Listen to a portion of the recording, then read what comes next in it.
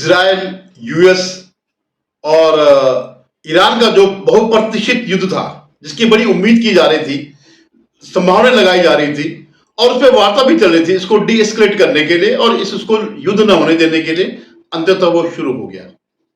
आज ही करीबन 1 घंटा पहले इजराइल ने अपनी मिसाइल्स ईरान में तेहरान पर दागी। तेहरान की कई उसमें प्रतिष्ठित संस्थानों पर डाली, ऐसी जगह डाली जो कि रणनीतिक रूप से या कूटनीतिक रूप से महत्वपूर्ण थी। इसमें से एक खामेनी के घर के आसपास भी ये वो था। तो ये जो है कई समय से ये बात चल रही थी कि अब युद्ध होगा, तब युद्ध होगा। उस समय के बाद से जब ईरान में एक सामाजिक विद्रोह हुआ था जिसे जंजीगा कहते हैं, और ऑलमोस्ट वो जो है जो इस्लामिक शासन है उसके खिलाफ था।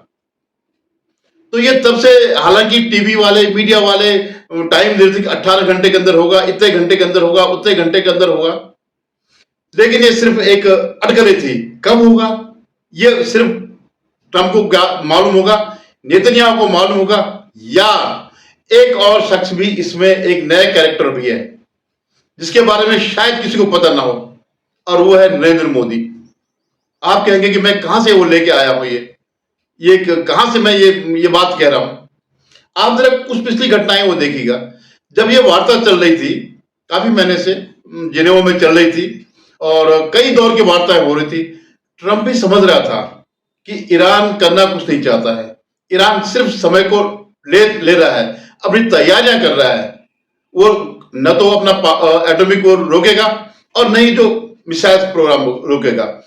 अब जो ईरान ने जो मिसाइल्स बनाई हैं, आपने पिछले युद्ध में देखा होगा, कुछ महीने पहले उसने इजराइल पर जो दागी, लेकिन वो उससे भी और आगे बढ़ गया, वो आईसीबीएम में आ गया, इंटरकॉन्टिनेंटल ब्लास्टिक मिसाइल्स, जो कि सीधे अमेरिका तक भी पहुंच सकते हैं। यानी अमेरिका ने अगर कुछ किया, उनके साथ कुछ किया, तो जो है वो वहां तक अपना पहुंचा देगा। और वहां इन लोगों के लिए जान की बड़ी कीमत है।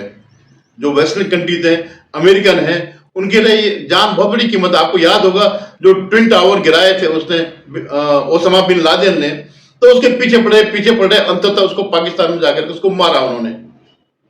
ऐसी घटनाएं तो बड़ी आज के जगत में कहीं पर हो जाती है।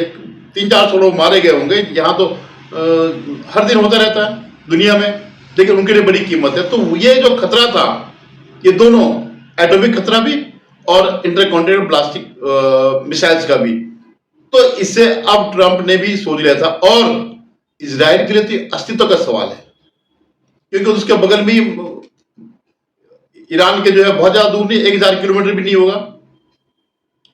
तो वो जो है, और दूसरी बात है कि ईरान उसके सराउंडिंग में लेबनान कहीं पर से भी जो है वो कर सकता है। हालांकि ईरान जो है शिया देश है, बाकी ज्यादातर सुन्नी है।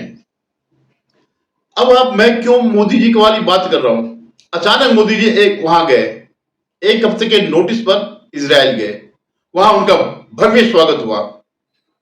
मतलब 2 दिन पुरानी बात है, और उन्होंने, भारत ने और इजराइल के बीच कई स्ट्रेटेजिक वो हुई है, संधियां हुई है, एग्रीमेंट हुए हैं, हथियारों का लेन देन के बारे में, टेक्नोलॉजी के बारे में, और भी चीजें हैं जो उतनी महत्वपूर्ण नहीं जितनी कि आज के संदर्भ में कह रहा हूं। ये जो चल रहा है उसके संदर्भ में जो कह रहा हूं, ये जो वार हो रहा है, ठीक उनके आने के बाद 1 दिन बाद ये सब शुरू हो गया। और वहां पर इन्होंने एक एग्रीमेंट और किया, I2U2, एक 4 देशों का गठबंधन, जैसे इन्होंने किया ना, पाकिस्तान ने एक नाटो टाइप का, इस्लामिक नाटो टाइप का, जिसमें टर्की है, पाकिस्तान है, सऊदी अरेबिया है, इस तरह से कई कंट्रीज हैं जो इस्लामिक, जो कि एक आक्रमण होगा तो दूसरा उसका करेगा। हालांकि अभी जंग तो इनके बीच चली रही है, अफगानिस्तान और पाकिस्तान के बीच तो शुरू हो गई जंग। तो ये सब अब उसको रोकने के लिए कल के दिन जो है, जैसे कि ये बंधा हुआ है, पाकिस्तान हालांकि ट्रंप से बंधा हुआ, यूएस से बंधा हुआ, लेकिन उसकी वो इस्लामिक वो जो है, जो जड़ें हैं, वो जोर मारेंगी और वो उसमें सक्रिय रूप से भाग ले सकता है इजराइल के खिलाफ। यूएस के खिलाफ भले ही नहीं लेगा, लेकिन इजराइल के खिलाफ वो कर सकता है। तो ये जो मोदी जी का जो दौरा था, एक बहुत शॉर्ट पीरियड में उन्होंने दौरा किया और संसद का वो छोड़ करके, यहाँ के कई कामकाज छोड़ करके, जो एआई सम्मेलन था उसके फौरन बाद वो वहां चले गए थे। तो जो मैं बता रहा था, I2U2 की जो संधि जो हुई थी, I2 माने इंडिया ईरान, दो कंट्री, और U2 माने यूएस और यूएई। आपको याद होगा भी यूएई का एक प्रतिनिधिमंडल यहाँ आया था, भारत में आया था व्यापार करने के लिए, कई एग्रीमेंट करने के लिए। उनका पूरा का पूरा जो कमान थी, जितने भी यूएई के जितने भी वो हैं छोटे छोटे उनके राज्य है, जिनको मिला करके यूनाइटेड अरब अमीरात बना है, तो वो सारे के सारे उनके प्रतिनिधि माने टॉप जो है, जो उनके बादशाह है, जो उनके सरदार है, ये सब आकर के उन्होंने एक साथ अचानक वो आकर के भारत में आकर के वो कर दिया। तो I2 और U2 और उसके बाद ये युद्ध होना। लेकिन इसके अलावा एक चीज और भी है, अभी वेस्टर्न कमांड में, वेस्टर्न सेक्टर में जो है हमारा युद्धाभ्यास चल रहा है। ये पोखरण के आसपास चल रहा है, कराची के आसपास चल रहा है, सब हम अपना शक्ति प्रदर्शन कर रहे हैं। ये क्या है? ये पाकिस्तान पर दबाव है कि अगर वो इजराइल के खिलाफ अगर उसने इस युद्ध में संभावित, तब तो युद्ध तो होना ही होना था, अगर वो कुछ करता तो भारत भी यहां कुछ करेगा। और हमने पहले कह रखा कि ऑपरेशन सिंदूर अभी खत्म नहीं हुआ है, अभी चल रहा है, अभी उसने कहा भी तो था। और पाकिस्तान इस बात को अच्छी तरह जानते हैं कि उसकी औकात क्या है, क्योंकि जब अभी जो ट्रंप बार बार कहता है कि मैंने युद्ध रुकवाए, ये किया वो किया, उसी ने क्या कहा लेटेस्ट कि भाई अगर ये युद्ध नहीं रुकता तो 3.5 करोड़ लोग मारे जाते हैं और शाहबाज शरीफ भी मारा जाता। अरे एक मजेदार बात एक और भी है, शाहबाज शरीफ ही क्यों, असीम मुनीर क्यों नहीं? उसके पीछे भी कारण है, क्योंकि असीम मुनीर जो है वो बंगर में छिप गया था पहले ही। आपने देखा उस पूरे ऑपरेशन के दौरान वो कहीं नजर नहीं आया, और क्योंकि ये जो है सिविल का वो है प्रधानमंत्री, उसको तो दिखना ही दिखना था। तो जो ट्रंप ने जो हिंट दिया कि असीम मुनीर पहले ही जो है छुप गया था, इसलिए उसकी जान पे खतरा नहीं था, किसी बंकर में छुप गया था या विदेश भाग गया था, कुछ वो नहीं था, कंफर्म नहीं है। लेकिन ये था कि उसने अपने को सुरक्षित कर लिया था, असीम मुनीर वो नहीं किया। तो ये जो है, ये सब आप कड़िया जोड़िएगा, ये जो वेस्टर्न सीमा पर जो हमारा युद्धाभ्यास चल रहा है, वो जो उसमें क्या क्या चल रहा है, राजस्थान और गुजरात की सीमा में, और बहुत पुरानी बात है, 27 फरवरी को कल जो है ये खत्म हुआ, वायु शक्ति 2026।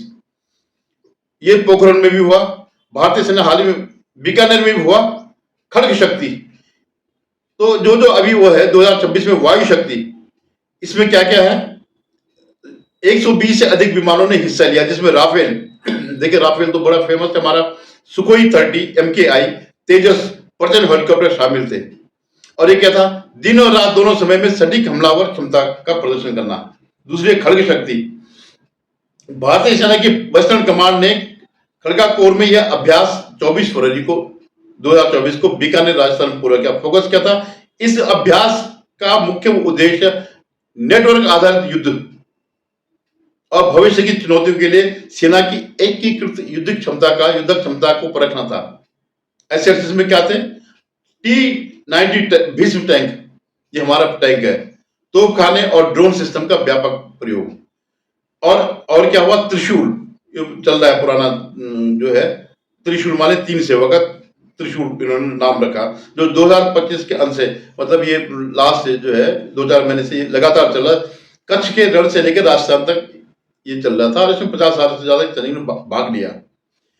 तो ये सब चीजें जो अचानक ये 10 दिन के अंदर जो घटनाक्रम है, और इजराइल में मोदी जी का जो भव्य स्वागत किया गया, जिससे अभी तक एक घायल पड़े हुए कांग्रेसी परेशान है, उनकी नींद हराम हो रखी है, ये सब चीजें जो है दर्शाती है कि ये अचानक नहीं है, और न ऐसा है कि मोदी जी को पता ना हो। जिस व्यक्ति को उन्होंने वीवीआईपी ट्रीटमेंट दिया है, उसको उन्होंने जरूर बताया होगा कि हम इतने तारीख को युद्ध करेंगे। तो ये बात केवल 3 लोगों को पता है, ट्रंप को पता है, नेतन्याहू को पता है, और मोदी जी को पता है। देखिए अभी तो शुरू हुआ, और इसने भी रिएक्शन देना शुरू कर दिया, ईरान ने भी अपना मिसाइल भेजने शुरू कर दिए। अब देखो दोनों मिलकर के क्या करते हैं, इजराइल और अमेरिका, इन जो मिसाइल उसने भेजे हैं उनको क्या करता है। लेकिन अब ये जो है अंतिम युद्ध होगा, ये बीच में रुकने वाला नहीं जब तक ईरान की वर्तमान सत्ता है। क्योंकि क्या है ये वर्तमान सत्ता, क्या इस्लामिक वो है, आतंकवाद है। कहीं पर भी हो, ये कोई इंसान नहीं है। जो इस्लामिक कंट्रीज हैं ये सिर्फ तभी मानते हैं जब इनको कूटा जाए। अफगानिस्तान को छोड़ रहे, वो तो कई बार कूट गया, पिट गया, लेकिन तब भी खड़ा है। लेकिन जैसे ईरान हो गया, इराक हो गया, पाकिस्तान हो गया, जितने भी ये है, ये बगैर मार खाए नहीं मानते हैं। हमास हो गया, लेबनान हो गया, सीरिया हो गया, ये सारे के सारे जो है पिटते रहते हैं। और इनका एक ही इलाज है कि भाई इनको जो है कस के रखो। तो देखिएगा क्या होता। अभी एक दो दिन में, एक दो दिन से ज्यादा कुछ होना नहीं है। जो कुछ होगा एक दो दिन में ही सब कुछ होगा। धन्यवाद। आपसे निवेदन है, आप मेरे इस चैनल को सब्सक्राइब करिएगा, शेयर कीजिएगा और मेरे इस पे अपनी राय जरूर व्यक्त करेगा, कमेंट जरूर करेगा। धन्यवाद।